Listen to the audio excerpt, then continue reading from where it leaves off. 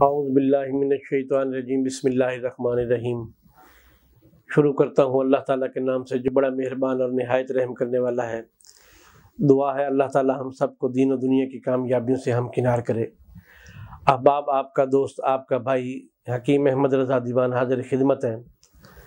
احباب، آج کل جس طریقے سے گرم غذائیں یا فاسٹ فوڈ کا استعمال اس معاشرے میں عام ہے اور عموماً تلی ہوئی چیزوں کا بے جا استعمال یا کھٹی چیزوں کا بے جا استعمال ہے، تو اس کی وجہ سے یہ ہے کہ عموماً نوجوانوں کے اندر جو ہے وہ ٹائمنگ کی کمی آ جاتی ہے، ان کی جو طبعی ٹائمنگ ہوتی ہے وہ بہت کم ہو جاتی ہے۔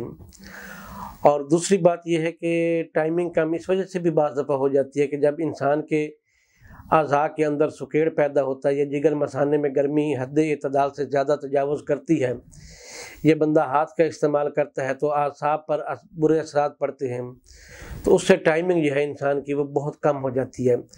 جب وہ عورت کے نزدیک جاتا ہے تو وہ لذت حاصل نہیں کر سکتا اور نہ ہی وہ لذت صنف مخالف کو پرووائڈ کر سکتا ہے۔ تو ایسے نوجوان حضرات سے میری یہ گزارش ہے کہ وہ فاسٹ فوڈ کا استعمال، تلی ہوئی چیزیں، کھٹی چیزیں اور جو بھی جی میں آیا بس کھائے پیے گیا، ایسا ہرگز نہ کریں۔ ہاں، جگر مثانے کی گرمی کو اعتدال میں رکھنے کے لیے یہ ہے کہ دودھ کی لسی جو ہے یا دہی کی لسی جو ہے یا دہی کا استعمال جو ہے وہ بہت مفید ہے۔ اور دوسرا یہ ہے کہ اپنی غذا خوراک کا خیال رکھیں۔ تو ایسے نوجوان حضرات جن کی ٹائمنگ بہت کم ہے، ان کے لیے میں ایک نسخہ بیان کرتا ہوں آپ کے سامنے، بہت مختصر سا نسخہ ہے جو احباب بنائیں گے وہ یاد رکھیں گے۔ احباب، میں پہلے بھی آپ سے ایک بات کیا کرتا ہوں کہ میں الحمدللہ ایک کوالیفائڈ حکیم ہوں اور ٹوٹکوں وغیرہ پہ میں انحصار نہیں کرتا۔ یہ میرے نسخہ جات ہوتے ہیں، بعض آسانی سے بن جاتے ہیں، بعض تھوڑا سا محنت درکار ہوتی ہے، لیکن جن نسخہ جات میں محنت درکار ہوتی ہے وہ کام بھی اسی حساب کتاب سے کرتے ہیں۔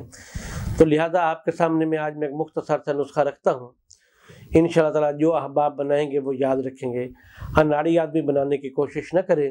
اس میں یہ ہے کہ ست لبان 1 تولہ ہے، شنگرف 1 تولہ ہے، جائفل 1 تولہ ہے اور تریاک اس میں 1 تولہ ہے۔